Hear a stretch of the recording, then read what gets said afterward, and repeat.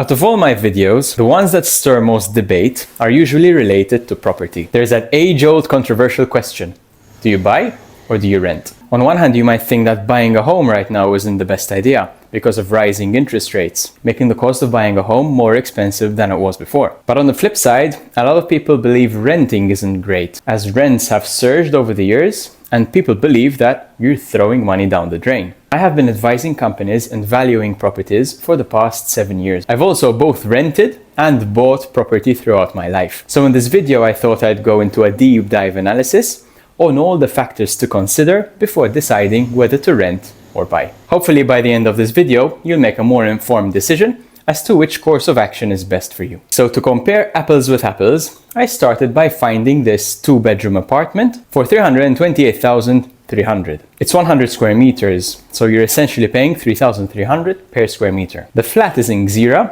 which is a central location in Malta, but the same logic could apply to a city like London, Madrid, Rome, etc. I chose this apartment because it's in an area with many comparable properties, which means the pricing should be more accurate. And it's also close to the average apartment asking price on the island of $350,000 or so, according to KPMG. I then tried to find a rental comparable for this property. I searched for a similar 2-bedroom apartment in the area and found this flat going for $1,400 per month rental. So let's assume you can choose to buy this apartment for 328 grand or to rent it for $1,400 a month. First, let's break down the full cost of renting versus buying this home and the things you need to consider. Let's start with the financial cost.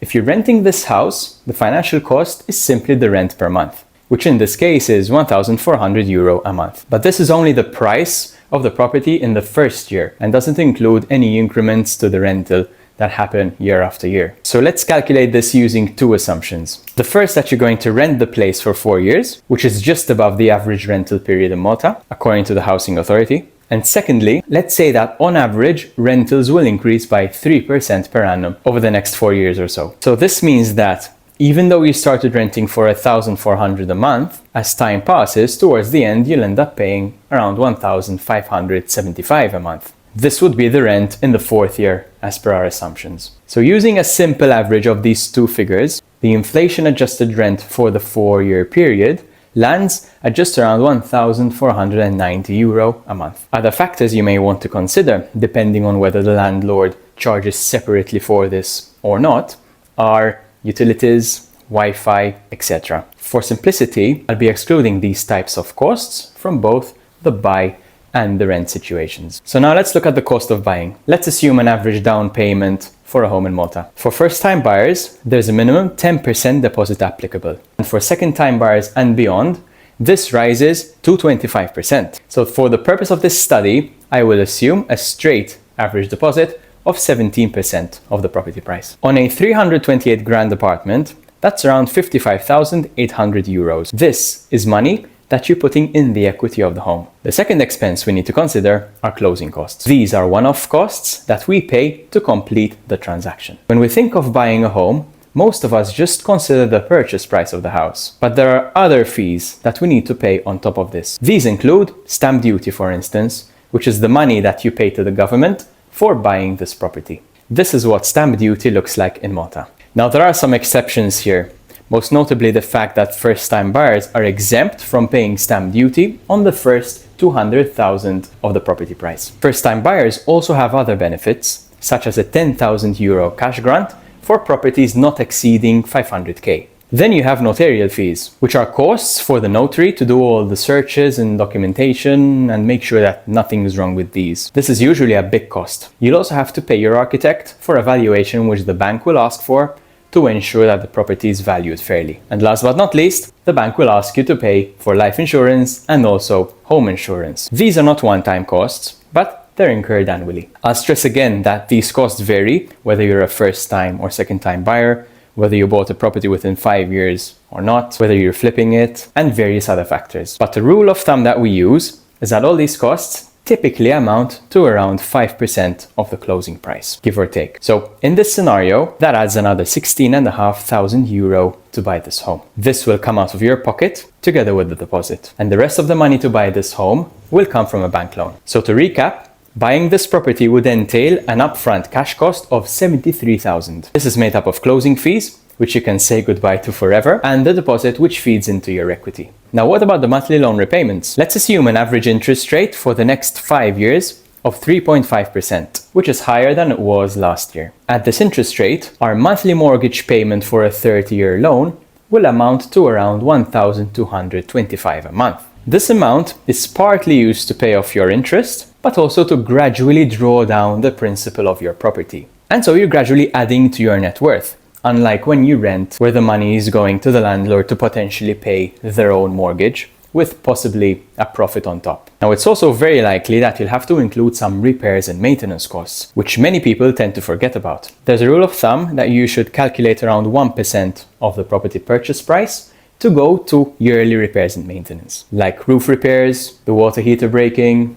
etc., etc. This 1% can depend on many factors, such as if you're buying an old home, a new home, a home that's in need of refurbishment, but 1% is a common benchmark. It's interesting to note that the monthly payments to rent this property are slightly higher than the monthly payments if we were to buy it in this current market. In my experience, rental payments for this type of property in this type of location would typically be significantly higher than monthly repayments on a loan, but in the current market, interest rates have risen. Mind you, rents have also increased significantly, making it extremely difficult for the average person to afford property in this area at all. But this is a topic for another video, so please hit subscribe if you like this so far. The next factors you want to consider are the opportunity costs, and this is what most people fail to consider when choosing whether to rent or buy. If I'm choosing to buy in most decent cities, then it's safe to assume that the house price will grow in value with time. So let's say this house appreciates by 3% every year. Then in 5 years, this 328 grand will be worth 380k. That's over 50,000 euros in appreciation.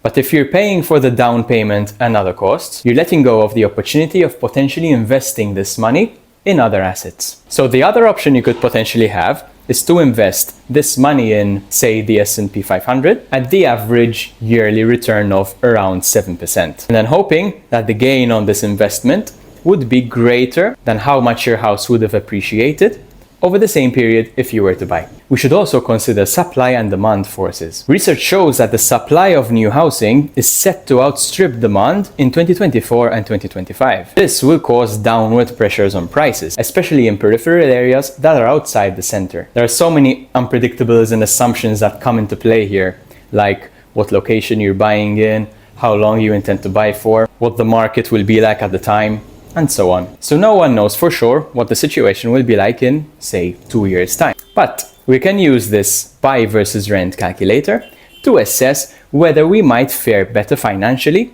were we to buy as opposed to rent, depending on your scenario.